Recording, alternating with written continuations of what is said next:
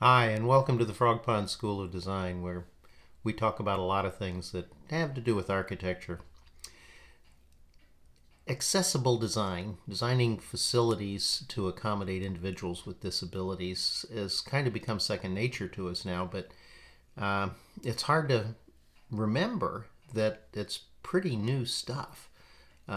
Certainly before World War II, nobody ever gave any thought to this. There were no accommodations for folks with disabilities.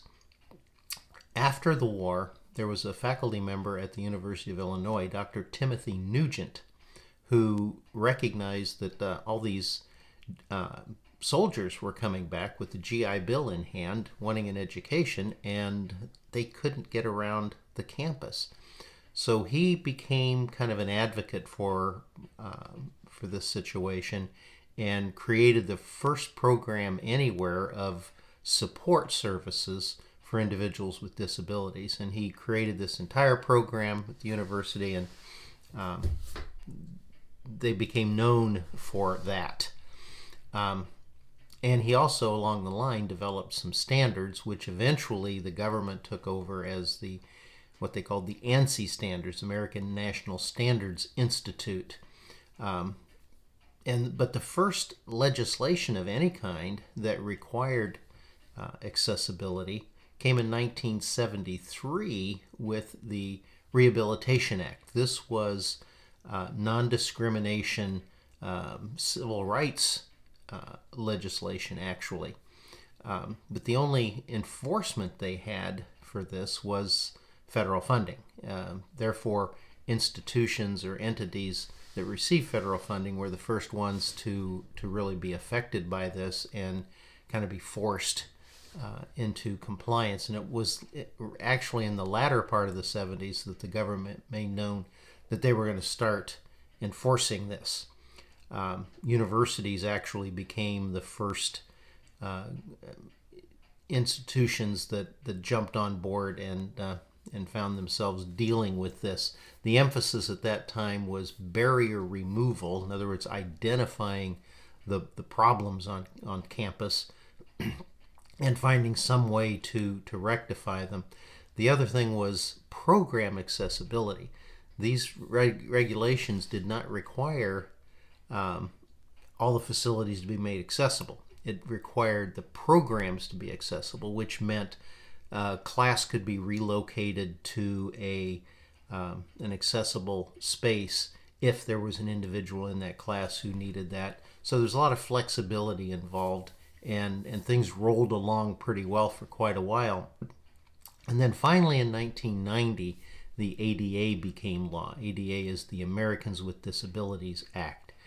And the government then published a whole new set of standards, this called the Americans with Disabilities Act Accessibility Guidelines, or ADAAG, ADAAG. This was a pretty extensive set of guidelines compared to the ANSI standards, which had been used up until that time.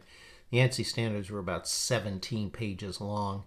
ADA is much more than that, very detailed, but a very good set of standards, because almost every standard you develop, you have to balance how much of a hardship that is for the owner or the person responsible for providing that access, and the individual for whom it's meant to benefit. Does it really work for that individual? I use the ramp as an example. The guidelines are that a ramp should be 1 inch of rise for 1 foot of run, 1 in 12. So ramps everywhere are designed at 1 in 12. But the code actually says that's the maximum slope. Nobody pays any attention to the maximum. They just design them at 1 in 12.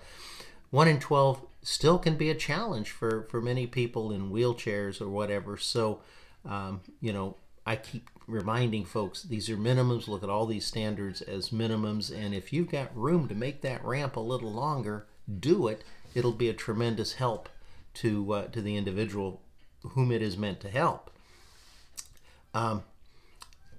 The other thing you have to remember about ADA is that it goes well beyond mobility issues.